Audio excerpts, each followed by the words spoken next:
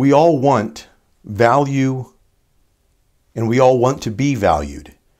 We want to have purpose, both in our private life and at work. Business leaders today are famous for talking about metrics. We must have growth, they say. We must grow this quarter, this year. We must measure ourselves against metrics. And then they list a mantra of numbers and categories and so forth. And the employees, although they don't often articulate this, the employees are simply thinking to themselves, what does that mean? What does all this mumbo jumbo and numbers mean? What is our purpose? That's what the employees are wondering. How are we improving our customers? How are we helping each other and our community? And that's a big nugget for the millennial generation, my friends. What are we doing for each other and our community? And then they ask, how do you, leaders, keep us safe and protect our jobs? That's what they're thinking in their heads, as literature states. When we talk about metrics and so forth, they phase us out for the most part. Famous leaders are for talking about metrics. But those are utterly useless to the common employee if they're not clearly defined. If metrics are poorly defined, employees' work life will be unfulfilling. Count on it. So leaders need to understand that it's foolish to assume that we can drive accountability to numbers. It's crazy. We drive accountability to human beings. We drive accountability by building relationships. How do you do that? Well, first of all, you understand the definition of success for all of your team members. Begin with just the people who report to you directly. Understand what their definition of success is and then help them achieve it. That's your sacred duty as a leader. You see to their success even before you see to your own. And the paradox is, when you do this, more success will come your way. It's true. Another way is that you walk the floor. If you're in a corporate office, walk the hallways. If you're in a manufacturing facility, walk the plant. Shake hands and say hello to people. And by the way, talk about anything other than work. I want to know if there's someone in our facility who has a son on the Little League Baseball Championship team. I want to know if there's an employee who has a daughter on the state swim team championship team. And I want to write letters to that son and to that daughter of congratulations. I do. And you know what? I want to know if there's a man in our facility who has a wife who might be suffering from breast cancer, or a wife whose husband might be suffering from colon cancer. I want to know those things when I walk the floor and shake hands. Look, I'm a cancer survivor, and I want to go to those employees in their homes. I want to sit with them and talk to them and offer assistance and prayer. And I want to let them know that we at work will go out of our way to make sure they have everything they need, to take whatever amount of time they may need, to be with their family, and to help them through that moment. That's how you build relationships. And the moment you hire somebody as a leader, you need to make sure that you bend over backwards in order to make sure they're onboarded properly, that they're part of a team, that they're given responsibility, that you're mentoring and coaching them, even before your own success.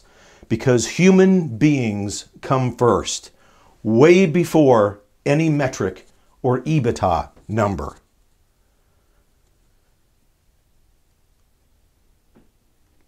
This is servant leadership. This is what that is. The irony and the paradox is that by doing this, not only does your team and your family find success, but you yourself find more success. If you're part of an organization who would send an HR director to a facility and fire somebody without first asking him or her what's going on, how can I help you? I've noticed you might be slipping a little bit. Is everything okay at home? If they are dispatched to terminate, your organization is not world class. And whoever sent or dispatched that person needs leadership attention. And if you're part of a culture that would do something like that, shout from the mountaintops and set a meeting with whomever you need to begin to change that culture. We don't fire people without coaching and mentoring them back to success and understand if they're rightly placed. We just don't do that. We don't treat human beings like that. At our core, we all want to know that we have value, that we're needed, and that we're necessary. We want to know that the company needs us.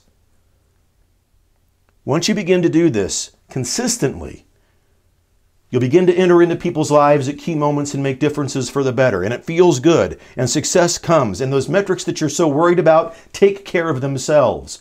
Because all of a sudden, retention and recruiting and employee engagement are there for you. Because you're treating people like human beings. You're mentoring and you're coaching them. You're helping them achieve their definition of success. And they feel valued. And they're not going to go down the street or across town to make 50 cents or 75 cents, $1 or $2 more an hour. Because they feel valued right where they are. And they know that it's rare that a company makes an employee feel that way. Because you enter into people's lives at key moments and make differences for the better, it feels good. And another reason why it feels good is because fundamentally you're fulfilling the meaning of life. The meaning of life at its core and its simplest terms is that we enter into people's lives at key moments and we make differences for the better.